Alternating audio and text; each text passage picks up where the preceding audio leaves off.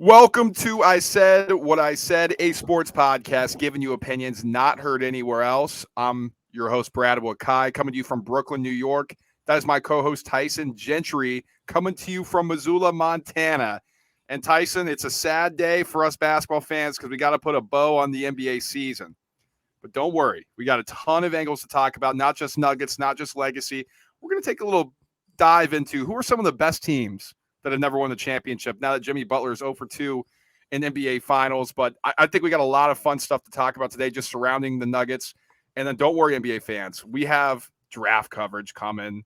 We have offseason stuff. So this isn't goodbye. This is just see you later. But Tyson, they did it, man. They finally got it done. The Denver Nuggets, for the first time ever, are NBA champions. Very in the lead, man. We don't often get a season-long tickets that we get to hold to the end that turn green. So that was a good one for us. That was.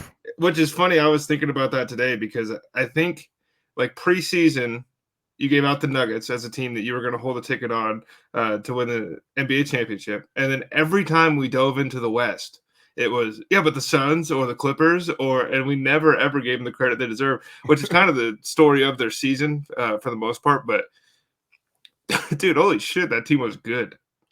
So good, so deep. And I want to say one thing. Their roles. Everybody wants to talk about how they beat an 8 seed, and then they beat a 4 seed, and then they beat a 7 seed, and then they beat an 8 seed, which is fine. Like, that is what it is on paper. But they beat the Timberwolves. That's who you get to play when you're a 1 seed. Throw that out the window. Who cares? Every other 1 seed in the history of the NBA has played somebody like Minnesota. And then they beat Kevin Durant and Devin Booker. And then they beat LeBron James and Anthony Davis.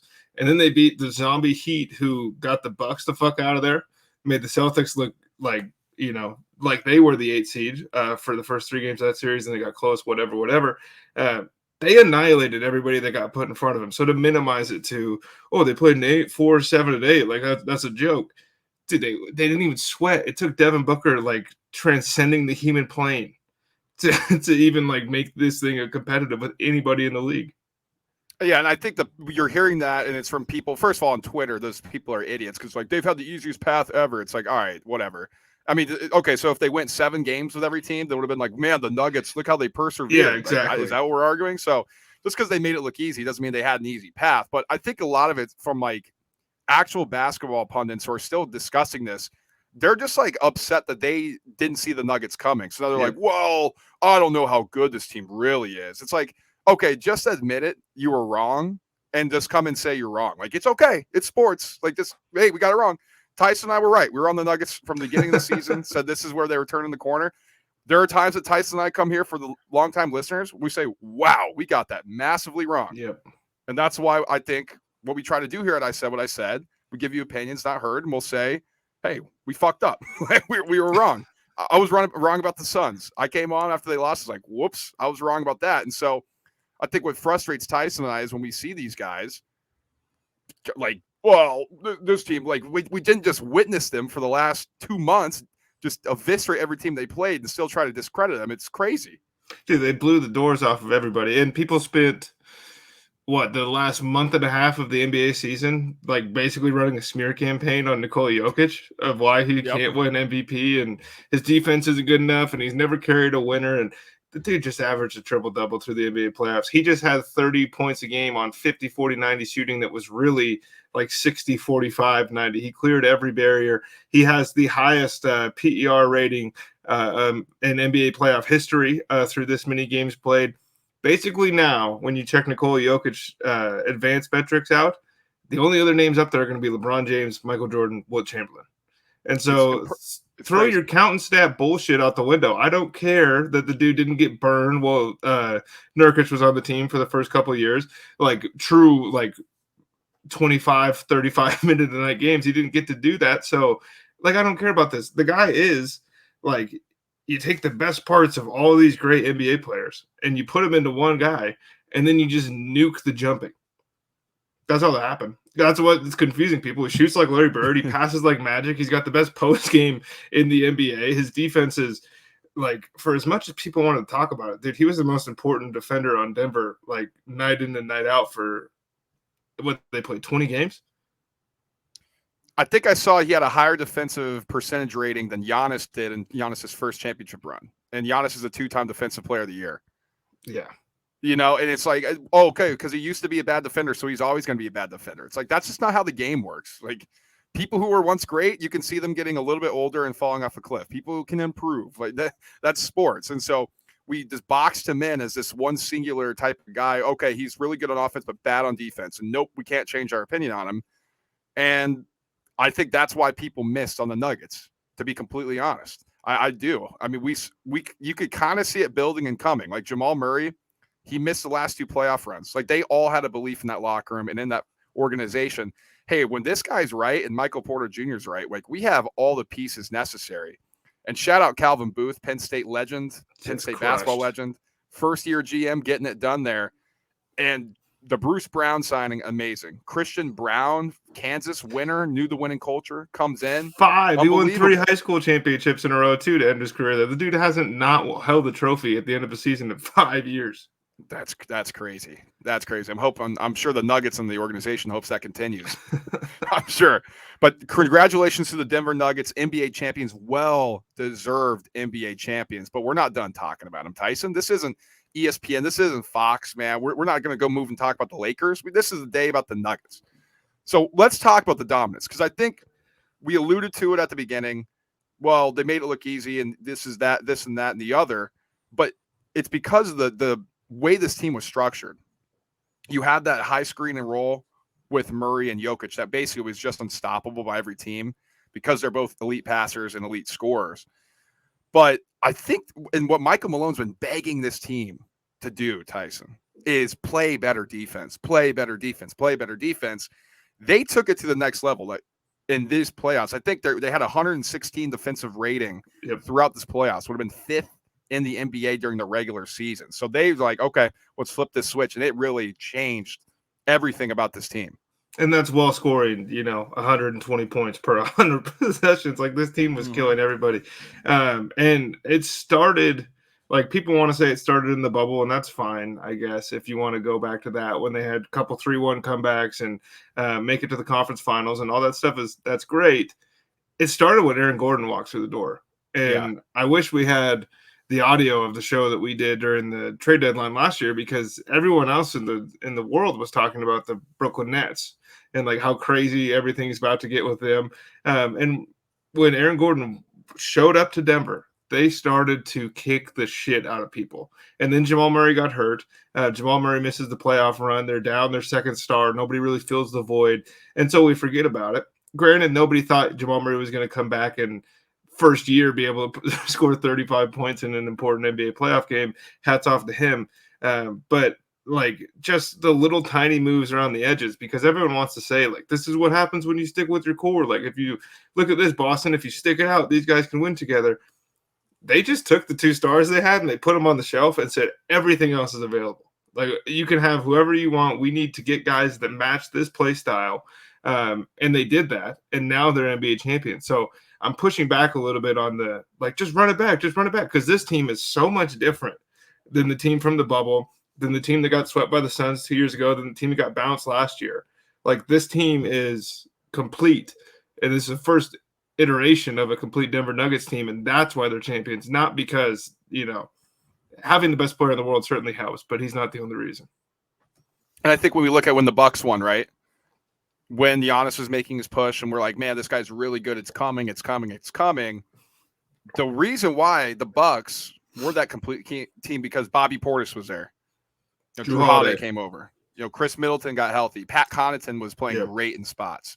And it is these other guys. That's why Shaq, we always shout out Shaq on the show, because he talks about the others, right? Like, you have your stars and they have to play great every night. Like, if you're Jokic and you're Murray. Now, the Nuggets were so good that Murray, the last 2 games, scored 14 and 16 or 14 and 14 points. So their level of talent above compared to the Heat wasn't the fact that, I mean, the Murray had to go out there and score 25 for them to be competitive. Like, they were just better all around. But the others on this team throughout this playoff, from Bruce Brown stepping up, Kentavious Caldwell-Pope. Now, he didn't in the finals, but throughout the entire Played playoff just run. good He enough, did and he that. was pesky. He was hurting the Miami Heat. A lot of times he was playing passing lanes and stuff like that very, very well, which like you weren't going to get out of Gary Harris ever. Right. You weren't going to get out of Gary Harris. Weren't going to get out of Will Barton, who they decided to move on from. Energy guy. Bones Highland, after he started beefing with Murray. So a bunch of different things, right? Like just a bunch of different things. And I think you're right. Like they eventually put together a complete team. And that's what we saw. And I think it's hard nowadays in the NBA to find teams who are comfortable and willing to do their role and to be happy for each other. And I think that's one of the reasons too, which we're going to get into in a little bit when we talk about dynasties. That's what this team kind of reminds me of the Warriors a little bit when they first started doing that run, where they're all happy for each other. They knew what they needed to do to make and to have impact for each other, not just for themselves and for the team, but like, hey, what can I do to make sure that Clay's going to go off tonight? Like he's been struggling a little bit. What can I do to let Curry find the lane, get into the passing or get into the lane, pass it out or finish?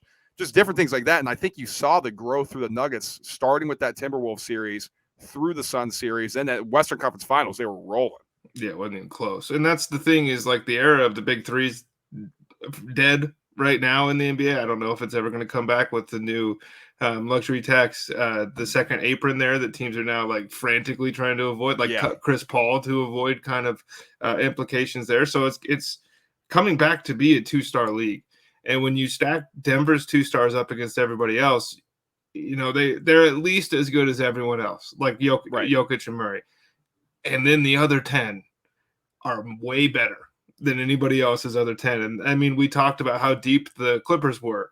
A couple injuries, all of a sudden, you know, they weren't looking so scary. The Suns gave up a lot of what their bench was to get Kevin Durant. The rest of the 10 couldn't cut it. So like you go through roster wise and like on paper, now of course it makes sense the Denver Nuggets won the championship. But for some reason, and you and I are guilty of this too, it just didn't click until it was too late and the odds had changed a little bit. And all of a sudden, because when they beat the Timberwolves, we weren't really thinking like, oh, the Nuggets are about to go on an all-time playoff run. And then when they took 2 off the Suns to start, it was like, okay, well, the Suns are going to get 2 back and then they'll find a way to win 4. We're not worried about it. And then by the time they got to the Lakers, it was like, oh, the Nuggets are far and away the best team left. And so the window closed. We weren't believing, and now I'm a little bit happy because Brad, we're going to get the opportunity to do the same thing next year because people aren't believing already. Oh, it's crazy. What I mean, I'm thankful that I, for some reason, I don't know, finally for once my idiot brain it clicked like, hey, I should be actually holding a ticket on the Denver Nuggets before the season started. And then throughout the season, I was like, yes, they're great in the regular season. This is great. And then the Suns get Durant, and I'm like, I can see this path with Booker. And I picked the Suns over the Nuggets. And I was like, I just think the Suns they have too much top level talent. Then when the Nuggets got past them, I'm like, okay, nobody's beating this team. Like that's it. Like I thought it was the Suns, and that was the only chance that any team had. They didn't do it. Okay, Nuggets. I mean, let's be honest. Like you said, Devin Booker turned into the human flame, a human torch, and just like got 2 games off of them, or else that thing's done in 5. Yeah, it was absurd how good this team was throughout the entire playoffs. And like you said, they just completely dismiss already, Tyson. So it's crazy. I want to get this out real fast though. This is the text that I sent you today. So NBA champions with 4 or fewer playoff losses. So we run through this list, and this is since the expansion of 16 teams, which was 1984. So obviously, I'm going to exclude your 11 champion Celtics, guys like that. You have the 80s Lakers on here a couple times. You got the 80s Celtics. You got the 89 Pistons, right? You have almost the entirety of the Jordan Bulls. You have the Spurs. You have the Lakers, and you have the Warriors. And now you have the Denver Nuggets. They're the only one on there with 1 ring, Brad. And I think everyone making fun of Michael Malone for even uttering the word dynasty is really forgetting how that word works, because he's not saying, oh, we're going to win 3 in a row. The Spurs never won 2 in a row, and everyone agrees, you know, from the mid 2010s until basically LeBron figured out how to win in the playoffs. That was the dynasty of the NBA. So the Nuggets don't have to win next year to have a dynasty, but what they did is only been matched by the greatest franchises over their great periods in the history of the NBA. So to think that all of a sudden just disappears You don't think guys are going to want to line up now to catch passes from Nikola Jokic? I disagree. And so let's get into that then, because right now the Nuggets are tied as your favorites to win the championship next year, along with the Chicago Bulls. I'm not Chicago Bulls, Milwaukee Bucks. You got all the Jordan talk in my head. I'm like Bulls. So they're getting priced in the market like, hey, we know they're a good team. Like you said, there are going to be some people who are already doubting. We'll see how it goes throughout the offseason. The difference between what this Nuggets team has and what I think these other teams trying to get back to the mountaintop don't, all these core players, 28, except for Bruce Brown, are locked down for next season. Yeah. They're locked down for the future. They just can continue running it back. They don't have to worry about, oh, I need a new contract, this and that. I need to, if I'm up for my contract now, I want this amount of money. I want that. They're already locked in. Like it's locked. Like, this is what you got. This is our team. And they know the culture, and it's something that Michael Malone has established. He was talking after the game. I think it was to Scott Van Pelt on SVP, where he's just like, when Aaron Gordon was over here, we thought that was our timeline. When we brought him in that trade deadline, then Jamal Murray got hurt, and it pushed us back 2 years. He's like, but this is where we always thought we were going to be, like at this moment right now. And I was like, that's interesting, because that's probably a blessing, because Jokic had to take a ton of more responsibility. These other players had to step up. Now, Michael Porter Jr. was hurt, so he had to kind of learn and grow into his new body with his 3 surgeries and everything like that. But a lot of these other guys got major reps that were important. KCP came over from the Lakers, so he came in pedigree. Bruce Brown comes over. He just fits right in. He wants to win a championship. It's just, I do think that this is a team. Maybe they don't win 3 in a row. I think they're a Western Conference Finals bound, at least the next foreseeable future. And that's what's crazy, is it feels asinine right now to think, oh, this won't be a top 4 team in the league for the next at least 3 seasons to me. Right. And we don't know what's going to happen in Phoenix, like with everything that's going on. There's a chance that doesn't work at all. Like, that might never get off the ground. And then you look around the West, like, how long is John Morant going to be suspended? Zion Williamson is embroiled right now on Twitter. I'm not going to get into it, but if you're interested, check it out, for the Pelicans. And they were supposed to be next. The T-Wolves are screwed.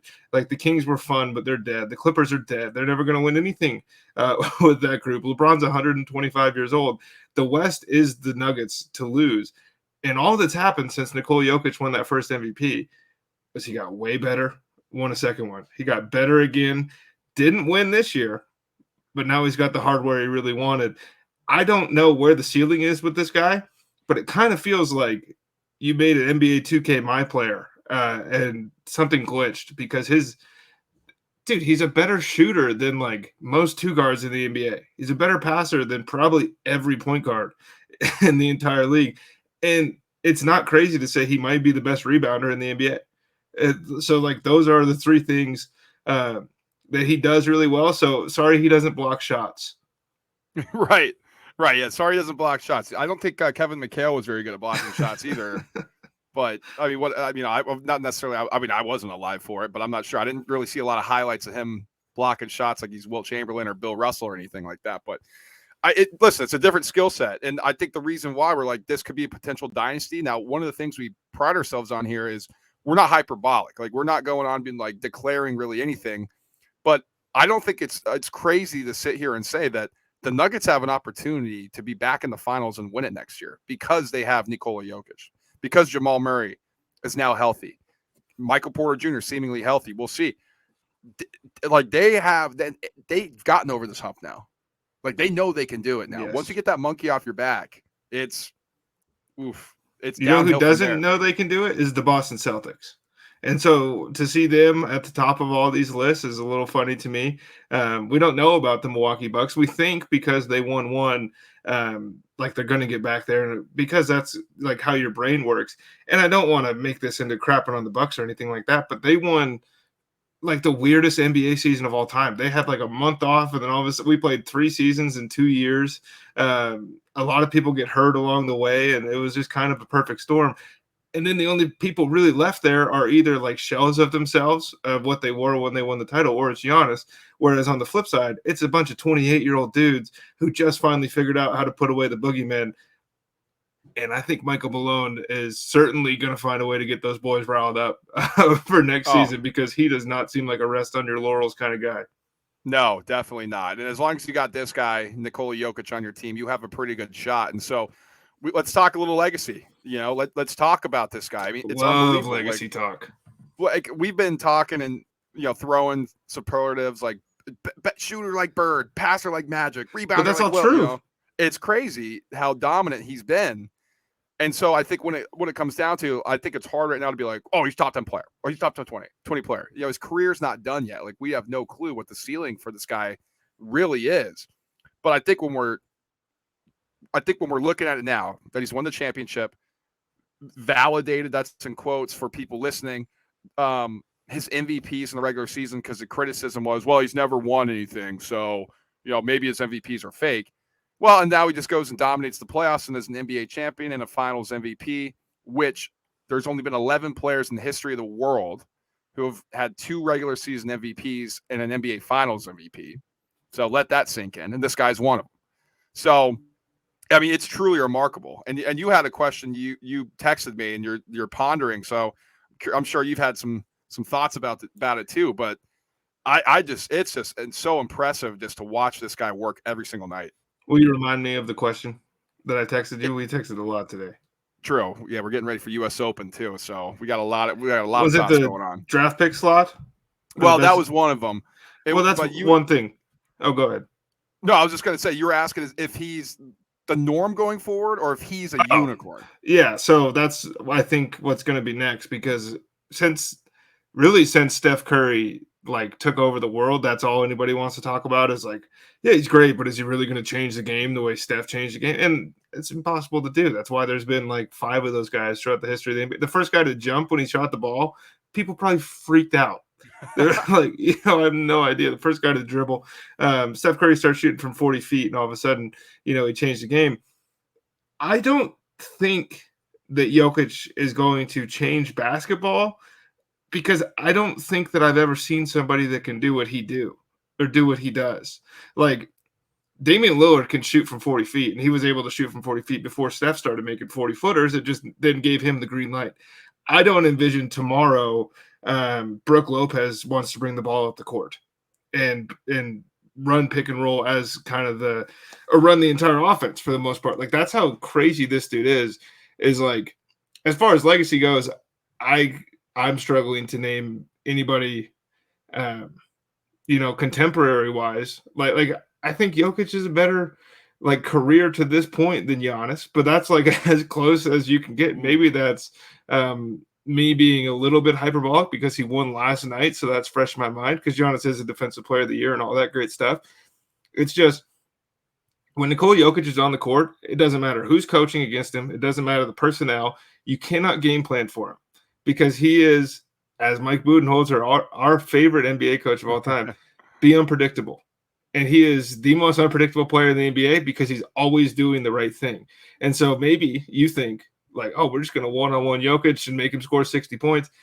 He's going to score 50, and he's going to find a way to get 4 extra assists to guys in the corners that are going to break your back when you're not expecting him to kind of loop that pass around to the baseline or whatever. He's the most creative player I've ever seen. And I think that is something that could maybe change the game. But Steph Curry made it okay to shoot from 40 feet. It's not like I'm going to the gym tomorrow as a fat white guy and is I could be Nikola Jokic. Right. Well, the thing too is I think that not necessarily is forgotten, because that's why it's such a spectacle, is his size. It's the ability to do what he does at 7 feet, and the ability to still bang down low and then get out on a break and be able to go past the guard, and then be able to pass like a guard, and then have all that stamina like your guard when he's running around all the time, even though he doesn't look like he's one of those players who can do something like that. So I think that's why it's more of I agree with you. He's more of a unicorn than I think, well, this is going to be the mold going forward for big man, because there's been great passers, Arvydas Sabonis, just go through the list of, there's been some good big men who are passers, but to be able to run the break, this guy is basically what Shaq was doing in Orlando, but he's shooting threes. And it's just one of those things. So people aren't freaking out, right? But dude, it's getting ridiculous to me. He's the best European basketball player of all time, and I think I'm comfortable saying that. Like, oh, I don't know, Tony Parker, man. it's different, man. Like, he's the best player on the court every single night that he steps on the court, and he has been for 3 years. And that's something that I don't think you could say for Dirk. You couldn't say for Tony. You couldn't say for Manu.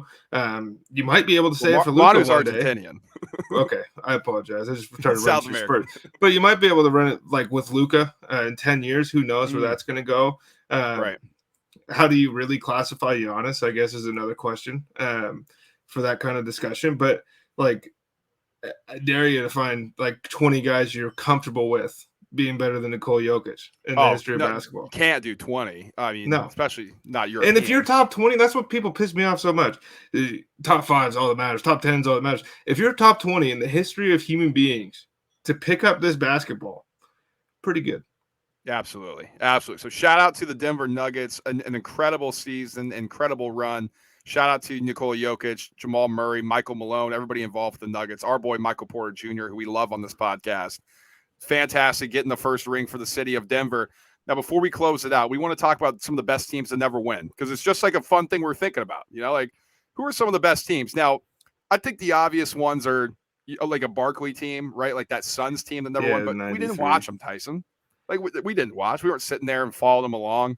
So we're going to do it from when we were kind of watching basketball. And I think the first finals I actually remember was 2001 Lakers Sixers when AI won that game one.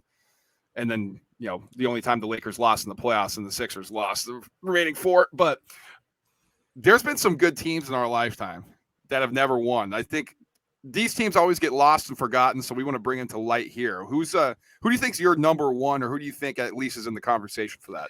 Well, first of all, I do want to say the reason this question came to my head is because the Nuggets just left this group.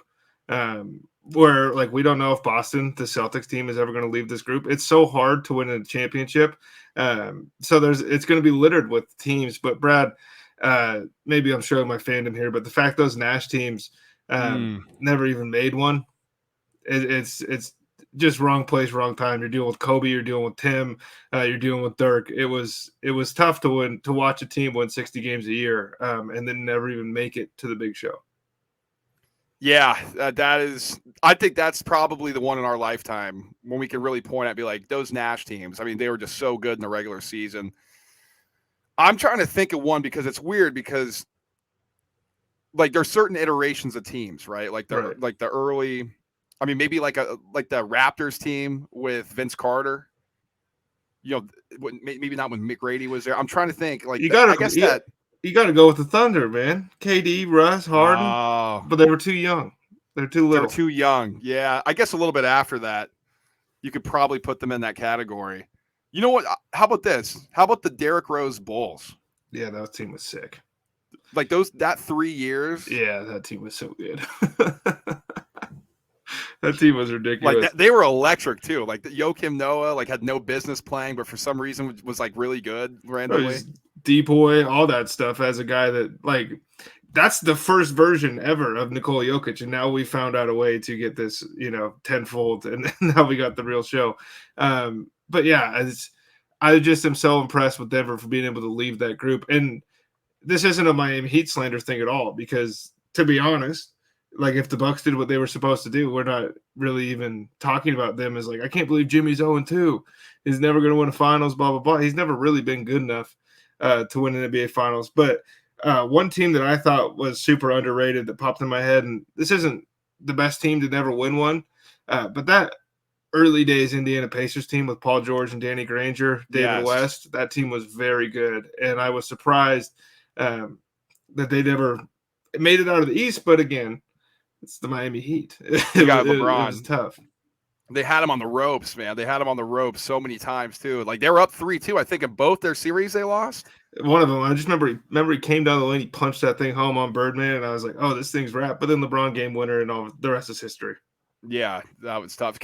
So I'm looking through the list, and here's what I'm thinking. So, you know, people are like, here's the best teams never won. It's like, oh, the 15-16 Warriors who gave up the 3-1 lead. It's like, yeah, but they were a dynasty. Yeah, and there were some of the Spurs teams on there. Like, yeah, but they were a dynasty. So that's what I'm trying to think. Like, who are teams that like legitimately like just never won? And I think Thunder's great. The Nash Suns. I was gonna say that Pacers team actually, but you sniped me on that. I guess something about that Midwest because I got the Bulls. So I don't know. I mean the Pistons won 1-1 against the Lakers. It's really hard to go through and think about teams who are like, man, these teams are really good. They never won one. Because like the majority of them, like, oh, we just won the next year. We won a few years later, or we forget because it's like, it's what have you done for me lately? That's what we've kind of been harping on the Boston Celtics for, because they're at a crossroads now where if they don't get one within the next 4 or 5 years or whatever, we're just going to remember them as the team that couldn't quite pull it off. Like, yes, there's a handful of those throughout history, and that's where things were trending for the Denver Nuggets. And they just decided, fuck this. We're the best team in the world. We're going to go kick everybody's ass. And then they did it. And they did it in 10 different ways throughout the playoffs. It was unbelievable to watch. Truly unbelievable to watch. And so it was a great NBA season to watch, Tyson. I had a lot of fun. I know we kind of eased into it slowly. Like we're just like, man, we did a ton of football content. We aren't ready for the hardcore, but time to put a bow on it. We're ready for the offseason now. Los Angeles Clippers, Lob City. There's one. Okay, I had to get one more that I had to think of. Absolutely. That's a great call. That's a great call. And if you guys are listening, if you're in the comments, like let us know. If you're like, you idiots, you guys didn't think you forgot the 96 Supersonics. Yeah, if you're a little older too, like go ahead and give us something here, because we'll take that. And you can always shout us out on our social medias as well: Twitter, Instagram, TikTok. It's all the same at ISWIS_pod. And in the meantime, like, subscribe, and share the show, because we're gonna have a ton of content coming out. Like somewhere we are not taking it off. Like we got football stuff we're ready to do, NBA draft stuff right around the corner. Tyson and I freaking crushed it last year. I already think we're gonna have a great draft this year. I'm reading some stuff. I'm getting some intel. I'm excited, Tyson. We're gonna have to dive into this thing. So you can always follow us on our chalkboard as well, Tyson, if you want to tell them where they can see our bets. Yes, the Roundtable presents, or ISWIS. I said what I said. Pod presents Roundtable Bets.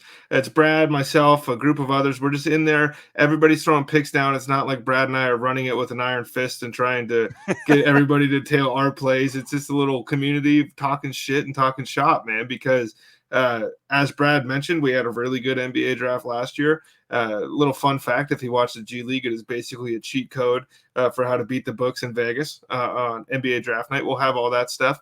We're about to start our college football and our NFL season-long bet preview shows, where we kind of go through, break down conference by conference, team by team, what we're expecting there, and we smashed those last year.